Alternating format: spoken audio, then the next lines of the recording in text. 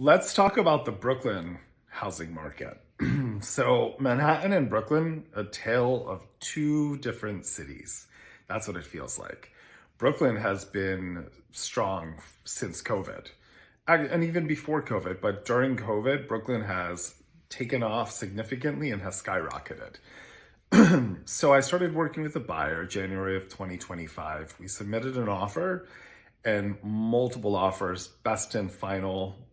We saw the place on a Sunday, and I think the following week they wanted to do two open houses, and then I think best and final number by Tuesday. And cash buyer came in, took the home. It's unfortunate, but the nice thing about Brooklyn is that there are a good bit of new development projects, especially in Gowanus and South Slope and Park Slope along 4th Avenue. Also, townhouses, they're still selling very quickly because buyers who, let's just say, could get a 2-bedroom in Manhattan for $2 million, $2.5 million, $3 million, you can go to Brooklyn. You can get an entire house, and some even you'll get a rental unit, like a 2-bedroom rental unit to offset the cost of your mortgage. And you get your own private outdoor space. You get a backyard, and some may even have a rooftop. So Brooklyn has still done extremely well in comparison to Manhattan. And actually, Brooklyn is in alignment with the rest of the country, where there's just not a lot of inventory. Brooklyn, I will say though, about 2 years ago, you can name your price and it would sell very quickly.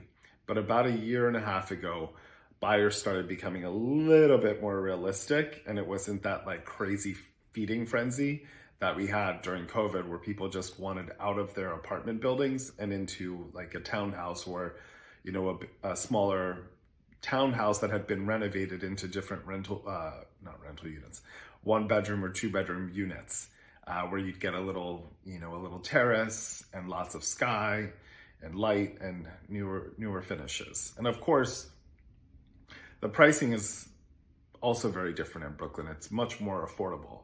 You can get a 2-bedroom, let's just say a 2-bedroom duplex, upstairs, downstairs, with a private backyard, private garden at the bottom floor of a townhouse, and let's just say pay like 1.6. Whereas in Manhattan, for 1.6, there's, I'm still seeing apartments, a 2-bedroom with no sky, pretty dark and, not that big. So in conclusion, the Brooklyn housing market is still very, very strong. And I expect this spring that it will continue with its strength. And we're going to see, the market's been strong in Brooklyn, but we're going to see another surge, I believe, this spring, because the activity has picked up significantly since the beginning of 2025.